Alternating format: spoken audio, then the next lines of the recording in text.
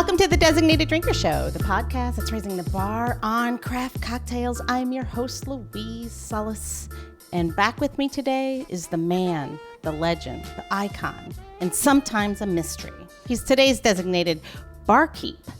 He's Dwayne. Welcome to the show, Dwayne. Thanks for having me. Yes. Yes. Can I be Gina today?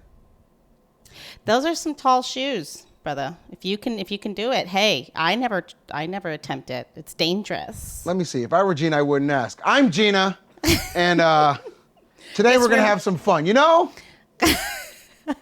Now you got to get your Long Island spunky accent going, though. That's I can't do that, but I got an apron here somewhere I can put on. Yes, we're missing Gina today. She's not on the show, so Dwayne is stepping in and hanging out with us and going to show us a cocktail or two today. So that's great. So Dwayne, I have a question for you. Have you ever been to Shanghai? I've been to Shanglo. So, well, did you know it's one of the world's largest cities, and it actually dates back to 4000 BC. It's known as the Pearl of Asia, or the Paris of the East. And here's another little quirky tidbit.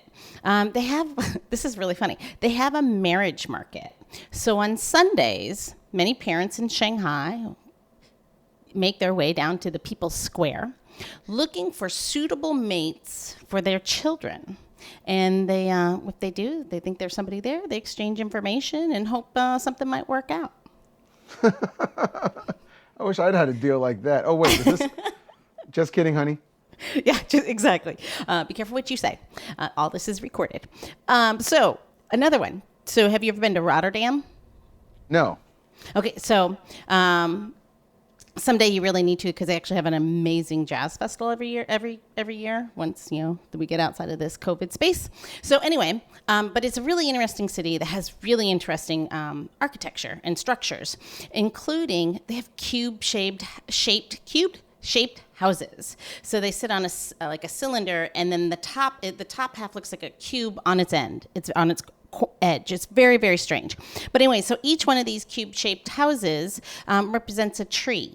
And so when they're all together, the homes represent a forest, or the community does. And they also have, speaking of unique structures shaped like trees. And it looks like a bunch of dice? It's very unusual. Rotterdam also is home of a large statue of Santa Claus. And what makes this so... I've been to Santa Claus. Okay, so what makes this sculpture of Santa Claus so unique is that he was actually created by a visual artist named Paul McCarthy, not to be confused with the Beatle, but his old Saint Nick statue is holding a rather, let's say, unusual and unique designed Christmas tree. And this tree has inspired the nickname for this statue, which is the butt plug gnome. So you need to Google that, because it's a major structure or statue in the middle of Rotterdam. And sorry, I don't once need you to see Google the tree, you'll understand. Visual. I already went visual, so. So we're going to go one more place. Have you ever been to Singapore? No. I haven't been to any of these places. Well, I've been to Amsterdam many times, never Rotterdam. I've not been to Singapore either. So Singapore is known as the Lion City, and they have they're symbolized by what's called a merlion, kind of like a merman, but a merlion. So it's a mythical creature with the head of a lion and the tail of a fish. And also, Singapore is apparently a city of man-made... mythical creature. It's a mythical creature. They have a big statue, right? No, it's a mythical creature. It's like a fake creature. Well, unicorns, I don't know. But no, unicorns are just mythical. I can't tell you. But when the unicorns start talking about mythical creatures, the unicorns talk about merlions. They're like, that shit ain't real. So here's another thing. So apparently Singapore is a city of man-made waterfalls. And apparently they say no trip to Singapore is complete without a visit to the world's tallest indoor waterfall. It's located at the airport, of all things, and it soars approximately 1,200 feet into the air, and it's surrounded by a lush garden. It's actually very beautiful.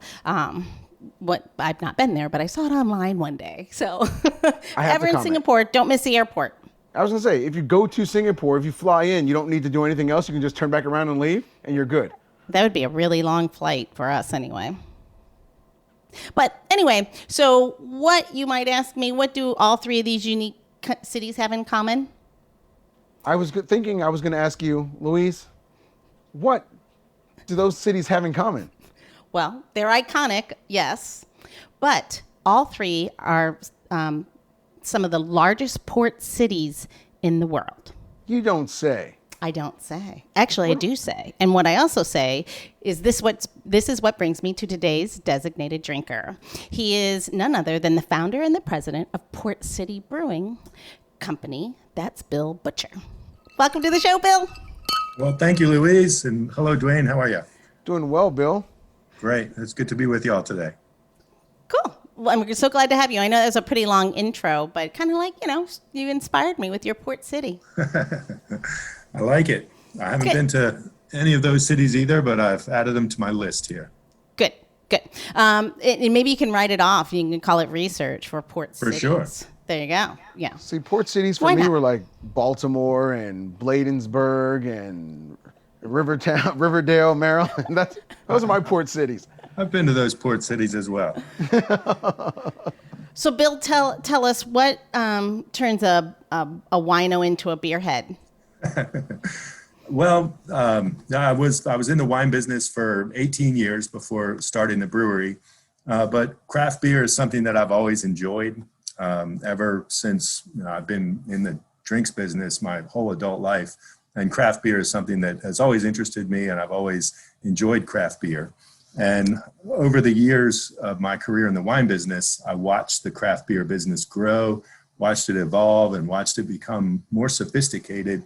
And it became more and more like the fine wine business. And finally, it dawned on me that these are obviously different liquids, different drinks, but they're sold through the same channels. We use a lot of the same distributors.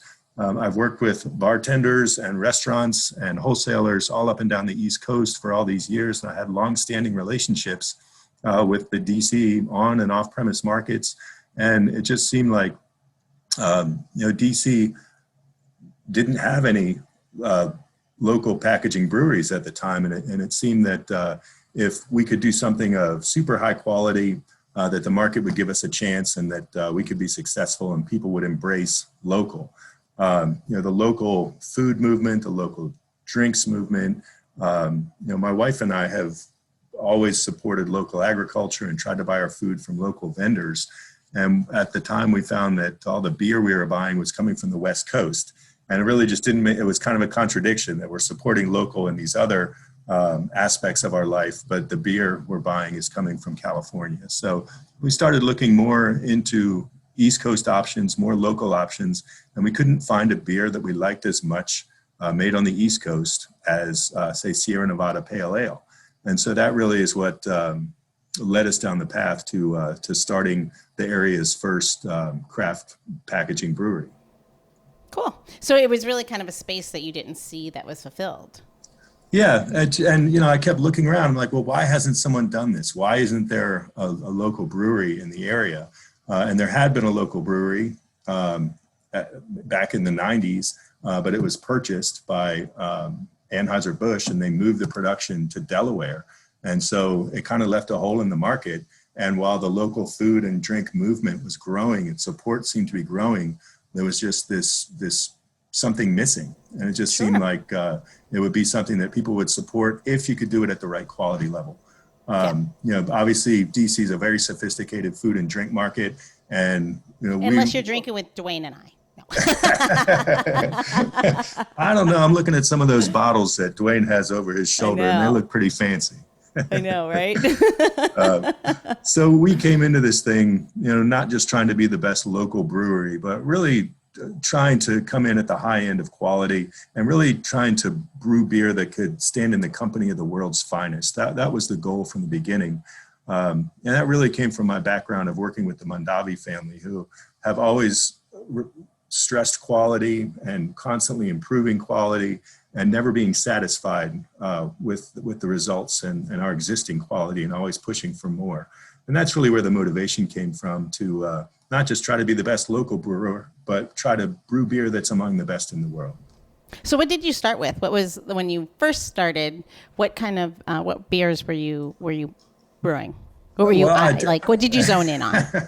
What we zoned in on, and my approach to creating the core of the portfolio, was really a California winery model. Interesting. If you look at a typical California winery, they're going to have a Sauvignon Blanc, they might have a Chardonnay, a Pinot Noir, and then some on the dark and heavy spectrum, a Syrah or a Zinfandel or a Cabernet Sauvignon. And so we really took that approach of having something light and crisp on one end of the spectrum and something dark and full-bodied on the other end of the spectrum, and then a couple stops in between, a pale ale, an IPA, and really just having the spectrum of flavors, a flavor profile covered. So we didn't go in thinking, okay, we have to make a wit beer and we have to make a porter, but we wanted something light and crisp, and we wanted something dark and heavy. And when we found our brewmaster, Jonathan Reeves, kind of laid out this flavor profile approach to the portfolio. And so he said he was working at a brew pub in Southern Maryland at the time, and I would drive over to the brew pub, follow him around the brewery, and we would taste beers in the morning and just talk about what we liked and what we didn't like in craft beer. And that's really where we came up with these profiles. And he would give me samples of beers that he had brewed to bring home, and my wife and I would taste them that evening. And that's really where we decided on the styles. It was not say, okay, we got to have a Pilsner and we got to have a porter, but really just trying to fill these flavor profiles so that we could have something that we thought would be for everyone. Interesting. So speaking of, why don't we just start? Dip into the stash that you sent us. This is the hard part about the job. Sorry. Hard work, but someone's got to do it, right? So where would you like us to start at? The first beer, we'll start with the Optimal Wit. And when we do a brewery tour here at Port City Brewing Company, Optimal Wit is usually the beer we start with because it's light, it's crisp, it's refreshing, it's easy drinking, and it's approachable. And so this beer also is a beer that I tell people that when they say, I'm not much of a craft beer drinker, I'm more of a wine drinker, this is the beer that I say would be good for them. Yep. So that's me. So I learned how to drink beer from somebody you may know, Tommy, who owns Port City, and who owns Lost Abbey. Oh, yeah, Tommy Arthur, sure. Yeah, and that's who actually taught me how to drink beer many, many years ago with friends who my husband, and which I told you before, is a beer head, and our friend who also is a beer head, and we were in San Diego, and he introduced us to Tommy, and I wasn't drinking. I'm like, no, I don't drink beer. I drink wine. It's not that I don't like, this is just my thing, blah, blah, blah. And he took it on as a challenge, and that's before sours were even well known. It was in that he took me down, and he went through my wine profile, exactly to your point, and he's like, and he narrowed it in, and he went through some other things, but then we got it was really following those flavor profiles, which everyone has. It's just what you prefer, and no right and wrong. And so he got me to sours, and that's when I learned really how to drink beer and how to approach it from a very knowledgeable space. So it's nice to have that lesson from somebody who was like the number one brewer in the U.S. for how long? Yeah, well, Tommy is he's an industry icon. He's a friend. He and I both serve on the Brewers Association events committee. And obviously, he's been in the industry for a long time, and he's been a great spokesperson. This is really nice and bright. Yes, it's bright, it's crisp, it's refreshing. Bill, how do you feel about the citrus in your wits? I'm sorry? How do you feel about the citrus in your wits? I have a habit of adding citrus oils to my wheated beers just because I love it. Yeah. But is that like blasphemous to the beer creator? I wouldn't say it's blasphemous, and a lot of people like to do that. They find it's an enhancement to especially a wit beer. However, I will say that we brew this beer with spices, and one of the spices that we use is dried Spanish orange peel. So we like to tell people that the citrus is already in there, and it's not necessary to add something. But I also wouldn't say that it's blasphemous. I would say that you should drink what you like and drink it in the way that you like it. So if it enhances the flavor for you, then I think it's a good thing for you. Dwayne, were you putting a lemon, or is that why it's always interesting to hear like somebody who has such great knowledge, and bartenders can't help themselves, can they? No, we think we know what's best, but I got to tell you, it's a segue. I put a little bit of lemon peel in this, and the segue I had an opportunity to work with Jim McEwen, and Jim McEwen, famed master distiller for many whiskeys, but he had recently released a gin, and I was part of a team that was going to help him bring it to market. And in his mind, he had brewed this gin for gin and tonics, or to be enjoyed if you're a gin drinker, you love gin. And I'm part of this mixologist council. And he sits down, we're having lunch one-on-one. Me, Jim McEwen, and his handler, a friend of mine. And he says to me, he said, Dwayne, I hear you're, in his accent, I won't even try to do his accent. He said, I hear you know a lot about drink making and stuff. And he basically laid out and said, you know, I put a lot of care and expertise into creating this to be exactly the way it should be enjoyed. Tell me how you're going to make it better. No pressure, right? So I definitely respect the creator and but I also know sales, and you know, the first mass marketed wheat beer that came out here had that big orange wedged into the top of the bottle, and you know, and people learned how to drink wheated beers that way. That's where the wheat beer took off, you know. So when you have one, it was either that or it had sludge in the bottom that you had to stir and pour back in, right? There was one or two styles. Yeah. So I've never had the opportunity to ask someone who cared and created and it was invested in their product how they felt about the marketing ploy of it. Like, I'm sure the people, you know, the drinking culture for Budweiser's Mexican beer, of jamming a lime in it, is more for the marketing at the beach than it is for what was intended, right? But I do enjoy a little lemon peel on the glass. Well, there's certainly nothing wrong with that. But we brew it with obviously with care. You know, the spices we use in this beer, I mentioned the orange peel. We also use coriander and a spice called grains of paradise, which is a North African spice. It's more of a cooking spice, but it resembles a peppercorn. And that most wheat beers don't have the grains of paradise in it, but we like it because it gives it a little bit of a white pepper character on the finish that kind of builds as you sip through the beer. But we think it just adds a nice touch to the finish. As a novice beer drinker, what I really enjoy about it is that it's nice and clean, it's clear, it's beautiful, but it's not that it's missing character. I mean, it's light. It feels light and bright is how I would describe it.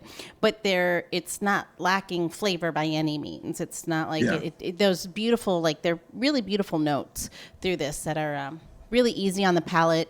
And you know, I could see this being an all-day-er.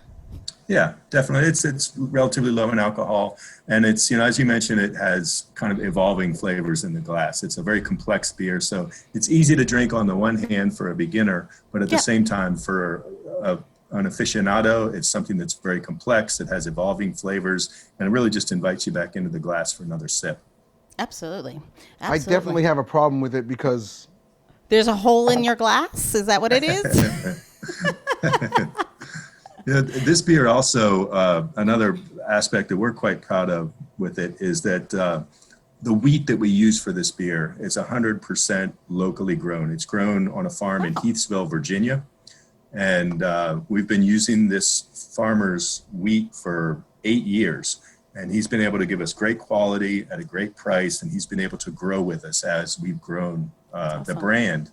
He's been able to scale up his farm. Still. That's awesome. Yeah, it's something we're really proud of, and we learned recently that we are the largest purchaser of food grade Virginia wheat in the Commonwealth. You know, what's funny is I never even thought about Virginia being a wheat grower. I grew up in the Midwest, and all of that for me in my head, my very limited farming knowledge, for me it was all through the Midwest, Northern Tier, the Great Plains, amber ways of grain. For me, that's where I never thought about Virginia being a wheat grower. But I do People think applaud of you. tobacco, but really wheat is a big cash crop in Virginia. I do have a question though, Bill, because West Indian background, a lot of European friends, and drinking with a lot of my, growing up, I had rugby buddies, football buddies, and they never referred to what was mainstream. I'm even talking about before I was drinking. My cousin was the rugby player. I never played rugby, but they would always talk down to what was available here and what we called beer. And then finally in this country, when we start producing reputable beverages from fermented grain, we don't call it beer. We jump straight to craft beer. If you go to Europe and you order things comparable to the grains that we're serving, the cask beers and offerings, it's beer. But here, if you want something how do you feel about this, the marketing of being craft beer instead of just being good beer, as opposed to the swill that build up? I mean, I enjoy drinking swill too. I drink tons of it. But Sure, it all has its place. But you're right. But for a long time, you got to remember that for 50 years, American beer was defined as industrial lager, flavorless, clear, light yellow industrial lager that is consistent, boring to drink, but it was consistent. And that's what American beer was for 50 years. And that's what the world thinks of when they think of American beer. Obviously, that's changed. We needed to, when the industry was just getting going, we needed to differentiate for people. And we said, well, this beer, we want you to know this beer is different. It's not the light yellow American lager you're used to. This is beer with character, with flavor, and it's made with craftsmanship. And we're going to call it craft beer. And microbrew was kind of the term, 20 years ago. And it's evolved. But I'll tell you now that opinions are changing across the globe, especially in Europe. We have exported to England and France for the past 4 years. And I've attended several festivals and been able to show our beer to beer aficionados in Paris and in London. And people are quite impressed. And all the excitement in these English beer festivals is at the American craft brewer tables. And that's something that's pretty exciting, even European brewers are now looking to American craft beer to get ideas and to get. But isn't it true, Bill, that in certain countries, like in Germany, they were restricted in the way that they could brew, so they couldn't even. It was kind of put them back on their heels because obviously they were the giant beer makers of the world for so many years. And then when our craft brewers came online and things were getting more interesting, and I think this is Garrett Marrero knowledge, just so we be honest of where this is coming from. It's not I'm regurgitating. But it was that they had to kind of step up their game, and they've had to change their own laws so that they could actually compete on the level that our American brewers were really outstepping these long time, thousands of year old brewers. So. Oh, yeah. Yeah, well, that's what at the festival last year, I was on a panel with other American craft brewers, and someone had asked a question about, how did the reputation of American beer change? And I got to tell them, it's like, well, the beers that we make all have European origins. This is a Belgian style wit beer that we're tasting. We didn't invent this style. We put, IPA is another beer that has British what should we origins. Yeah, the IPA would be the next one. Okay. Monumental Ipa. But what I told them was that we take European traditions and bring them to America. We beat them around a little bit, and then send it back out in the world. And I was like, well, what can be more American than that? Than taking something from Europe, smacking it around a little bit, and then sending it back out. Well, just like our version of Italian food, our version of Mexican food, our version of any other. Exactly. To go to Mexico and you get tortillas without flour, what is that? They're like, where do you think this wheat is coming from? Okay, the next beer is Monumental IPA. So we went from the Belgian wit beer, and that's our best-selling beer. That's the number one selling indie beer in the DMV. Congratulations. You're welcome. Thank you. Thank you, Dwayne. And then this is our number two seller, our Monumental IPA. And this is our flagship IPA. It's an American-style IPA with all-American hops. The hops What does that mean, IPA? I don't know. I'm sorry? What does IPA mean? Oh, what does it mean? India Pale Ale. And the tradition goes back to, again, it's a British tradition where the British brewers, when they were sending wooden kegs of beer to India, they added more hops to the beer into the cask so that it could make the ship, it could last on the ship, and it would make the arduous journey to India. And so that's where that that story came from. Yeah.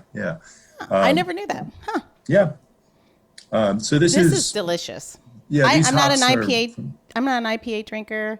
We've already talked about my beer knowledge, but this is definitely right at my husband's alley. But this is easy to drink, especially if somebody. This is so much flavor. It's so it's fruit forward. It's citrus. It's grapefruit. It's almost we call it Portugal in the West Indies, like a tangerine. So it's not that bright, bracing grapefruit. It's got more of a tropical edge to it, almost pineapple grapefruit on the undertone here. This is amazing. My first time with the Monumental. Oh, great. Thanks. This is, it's a well-balanced beer. So it's got the bitterness that people look for in an IPA from the hops, but it also has good malt character that balances it out. So it's easy drinking. It's very well-balanced, and it's an IPA that, we're quite proud of. We call this stuff. Go ahead. I'm sorry. What I was going to say is, like, sometimes when I experience certain IPAs, they feel really sharp to me. They feel really like it's just sharp. This, for me, is round. It's a nice round drinking IPA. It's not that smack me in the face and knock me down with citrus bitter. I think it's definitely. Lovely. Thank you. And the West Coast, San Diego really engineered that super hoppy, super bitter style of IPA, and it's even known as West Coast IPA. But also, I think, well, I don't know what temperature yours is, Louise, but mine's been sitting on the bar for a bit, so it's warmed up a bit. And normally when I've had IPAs before, and they're that sharp, bitter. This is warmed up a little bit and is just amazing. I wonder, is your, I'm sure your beers are being sold if out of restaurants at 32 degrees. Is that your recommended temperature for these, or just slightly warmer? What you're saying, letting the beer warm up a little bit to 45, 50 degrees really does enhance the aromatics, just like a glass of wine. You don't, cellar temperature is ideal. You don't want it to be ice cold because the aromatics, they shut down. And as the beer warms up, it's going to release more of that aromatics, and you're just going to get a fuller aroma in the beer. I think this beer demonstrates really our brewing philosophy probably best, because it's well balanced, it's complex, it's easy to drink, and it has a refreshing character on the finish. And that's something that is a commonality in all the beers that we brew, is this kind of refreshing character on the finish. And you'll see even our dark beer, you'll see that when we get to the porter. So why don't we just jump right to it? What do you guys think? Too soon? Sounds like a great idea.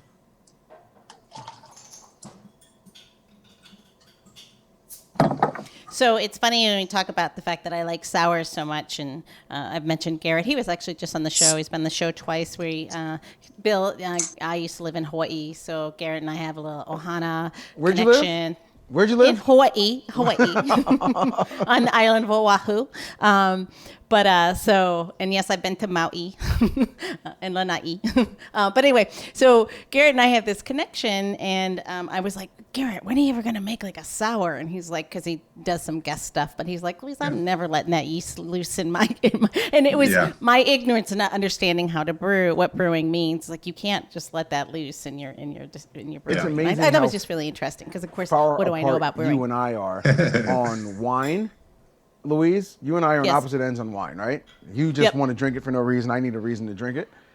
But I was visiting a good friend of mine Kevin in San Francisco years ago, and he said, and he gave me this beer out of the refrigerator. and I was not a huge beer drinker, especially, we're talking 10 years ago. I'm like, everything from California has got this nasty active bitter that I don't want to deal with. And he gave me this bottle, and I'll never forget this bottle. It was called Supplication. And I drank it, and it made me pucker and then salivate in the most wonderful way. And, you're at your buddy's house and you drink a beer. He went to go do whatever. I just got in. I finished the beer. What'd I do? I went in the fridge, found another beer, popped it, started drinking it again. Oh, no. He comes back out, and he's looking around, and he goes, oh, no, sorry. He sees me finishing my beer, and he said, you want another one? I said, yeah. He goes to the fridge, looks at the 4-pack, and realizes that there's only one left. He said, wait a minute. Did you have one already? I said, yeah.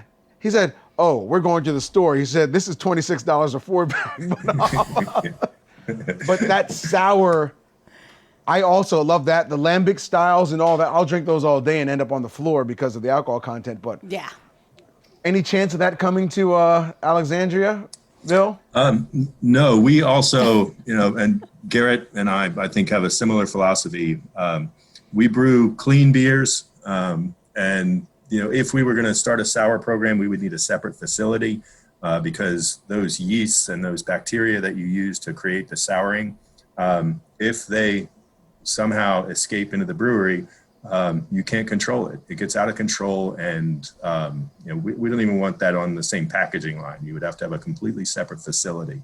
So we recognize that it is growing in popularity. A lot of our coworkers here love to drink sour beer, but they know that they're not going to get one from Port City. Is it wrong for me to say maybe there's a point where you maybe just put a mask on that and stay 6 feet away? Or, yeah, I'm just kidding. My politics are showing. Yeah, unfortunately, we haven't figured out a way to do that. Yeah, I'm sure. So this is really nice. Again, the commonality between each one of the beers that we've had, it's they're easy. They're not, but they're complex. They're not simple like, for a beginner, what it is it doesn't, it's very approachable beer. And I mean that in the most positive way. Yeah. Well, shouldn't beer be delicious? Shouldn't beer be easy to drink? Exactly. And shouldn't it bring a smile to your face? Isn't that the whole purpose of beer, right? But our porter changes a lot of minds when people come to our tasting room. And, if we're offering a flight, we get to the dark beer and the person might say, I'm not a dark beer person. And we say, just have a little sip, and so we put it in front of them. They'll take a sip. And most of the time it just brings a big smile to their face because it surprises them that they do like the flavors in that beer. When you smell this beer, it's roasted coffee. And when you taste it, it's bittersweet chocolate. And we ask people, do you like coffee? Well, yeah, I love coffee. Do you like chocolate? Like, everybody loves chocolate. And that's the two main flavors and aromas in this porter. Very smooth, very malty, very easy to drink. And again, the complexity just draws you back into the glass for another sip. What people don't realize is that this beer is 7.2% alcohol. Let's be careful on those. Goes down easy. If you don't know it now, you'll know it soon. See, it's just terrible. But I'm gonna say it's kind of like Dwayne in a glass. It's dark, bittersweet, a little smoky, mysterious, and draws you in. Brings you back. When that was not my first time with the porter, and I remember when McBain and I tasted it. The reason we brought it on, we were looking for a dark beer, and I grew up, again, West Indian. We were drinking Guinness Foreign Extra Stout, or the milk stouts, either Mackeson or the local Royal or something like that, which was polarizing sweet bitter or bracingly sharp bitter. And when I saw that we had a porter coming from Virginia, I was like, this is going to be sugar in a glass. Don't want to, waste of time. And I remember us finishing 4 bottles in the 6-pack that just like tasting between us, going back and forth, trying to get it. And it was absolutely that approachable iced coffee. it is beer. It does have that bitter in it. You're definitely getting the effervescent, the quality, but it's so easy to drink. And in that 15 minutes where the two of us finished 4 beers and we stood up and realized that 7% was real before our shift. Again, this is, I don't know the history of brewing in Virginia, but the stuff that you guys are putting into bottles is quality, credible, and absolutely delicious. Thank you. And that's, like I said, that's always been the goal of our brewery, is to come out with the very best example of whatever style of beer we're brewing. We're not trying to invent new styles of beer. We're taking existing beer styles and putting our twist on it, either a unique ingredient or a unique brewing technique that other brewers aren't using to put our stamp on the beer and make it our own. I'll tell you that all 3 of the beers that we've had today, they are recognized as some of the best examples of the style in the United States. Each one has won medals. Each of these 3 beers has won a medal at the Great American Beer Festival. The wit beer has won gold, silver, and bronze. The Monumental IPA won a silver and a bronze, and the porter won a silver back in 2015. And that was the year, actually, that one of our proudest achievements was we won more medals at the Great American Beer Festival in 2015 than any other brewery in the country, and we were named Small Brewery of the Year, and that really put us on the map as far as quality. Thank you. It's been a great honor. It really helped put us on the map as far as being a quality producer. That's awesome. So, Dwayne, were you going to do a little something for our listeners today? What are we doing? Oh, my goodness. Beers stand alone, but I've been here and I have been enjoying these beers probably at a volume clip that I shouldn't, but I am super, after tasting I love the Optimal Wit. Optimal Wit, I think, all day, any day, after work, summertime, daytime drinking. I mean, I put this right up there with my Aperol Spritz, which, I swear by the Aperol Spritz for daytime drinking. If you're not going to drink the Aperol Spritz, grab the Optimal Wit, all right? Maybe a little Optimal Wit with some Aperol in it, make a spaghetti with it. I think that'll work. But today, that's kind of a Boilermaker. Okay. But today, I think I'm going to do a Monumental IPA. We're going to go Boilermaker. Now, for those of you who don't know, Boilermaker is a great way to drink a beer in a shot, right? After work, you can slam the beer, sip the whiskey. More commonly, you slam the whiskey, sip the beer. Or you can add the whiskey to your beer. Today, I'm drinking some Wild Turkey. I'm going to have some Wild Turkey bourbon today. Okay. So I have just an American whiskey. Is that okay? Yes. Okay. You do whiskey. You got a little Virginia whiskey, a little Catoctin Creek. I see it. Catoctin Creek. It was aged in a Port City ale barrel. So you might have to send me a bottle of that. You didn't send me any of that. Oh, you should. You may have to send us a bottle of that. So here we go. What are you doing there? Well, I'm just measuring out a careful measure of as much as you want. Careful measure of as much as you want. Being responsible, I wouldn't go much more than an ounce and a half, ounce and a quarter, an ounce even if you've had full Optimal Wit already. Yes. Now, some people like to sip and go back and forth, but that's not a Boilermaker. That's just you double fisting it. All right? If you're gonna do a Boilermaker, you're either gonna, some people will drop this straight in their glass. Mine won't fit. Pour it right in your beer. Okay. And do you care what the proportions are from beer to whiskey or beer to spirit? Normally you buy a beer and you buy a shot, right? If you're buying a beer, you're gonna get a 12 to 16 ounce beer. If you buy a shot, if you're lucky, well, depending on where you are, but they're gonna pour you an ounce and a half. If you depends on who you know. They're gonna pour you an ounce, 1 ounce beer to 12 ounce pour. Stir it in, or take your shot and sip. So would you pull through then? Pull through, what do you mean? Stir? Yeah, you stir and pour. If you want to stir, you can stir it. If you pour it in, what happens is, oh my gosh, with this IPA in the turkey, you're getting, for me, it's bringing out these butterscotch notes. We each have different whiskeys, right? But butterscotch on the bottom, the booze factor disappears. It mellows. It integrates with the volume in the alcohol. So now all you're doing is pushing up flavors. You're getting every bit of that. I'm getting coconut now. It mixed in with that pineapple and citrus. I mean, it's become more tropical, more toasted. Oh my gosh, this is delicious. This is the way. If you can't just have this Monumental IPA, have the Monumental IPA and a shot of 101 bourbon, because oh my God. So I'm seeing a similar thing with the Catoctin Creek rye. It's cutting the bitterness of the hops in the beer, and it really brings up the fruity notes. And you mentioned the tropical fruit notes from the hops, and it tastes like a little bit of sweetness.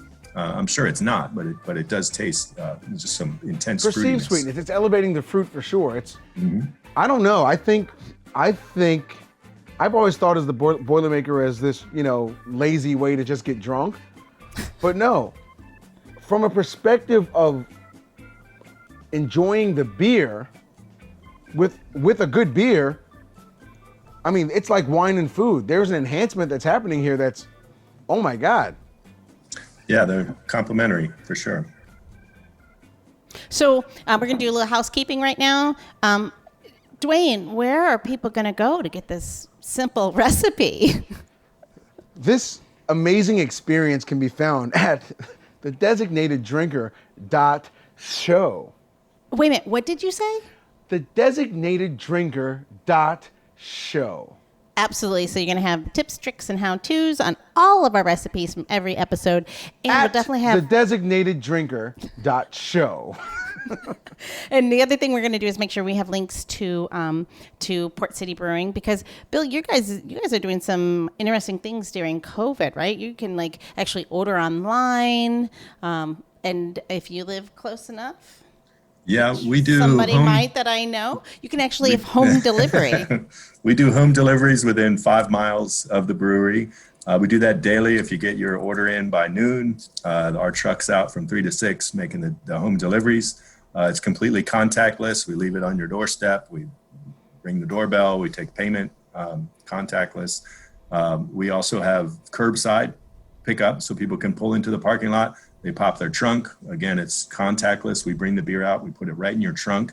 And then we have limited access to our tasting room. The building itself is closed, but we do have our patio out front where you can reserve a tasting cabana for a 2-hour time slot. And I love that name, Tasting Cabana. That's awesome. I love it.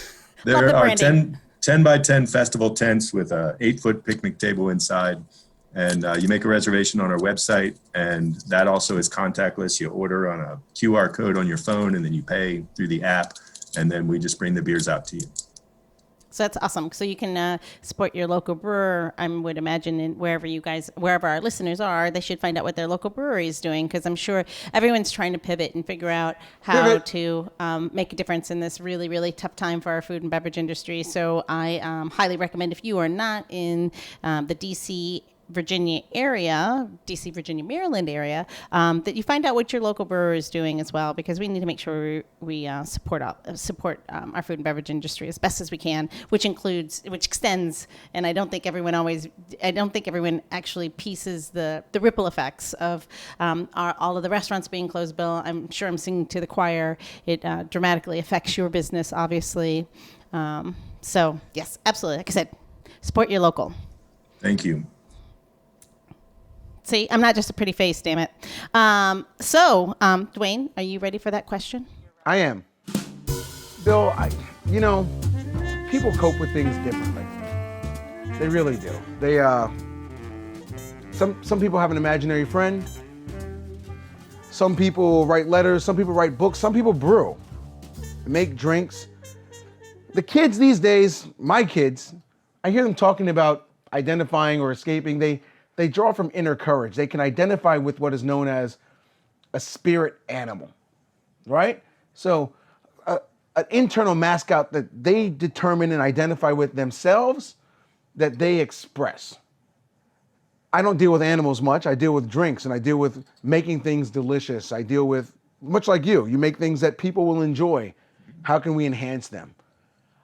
I wanted to ask you, if you could be, what do you identify with? I'm not going to ask you your pronouns.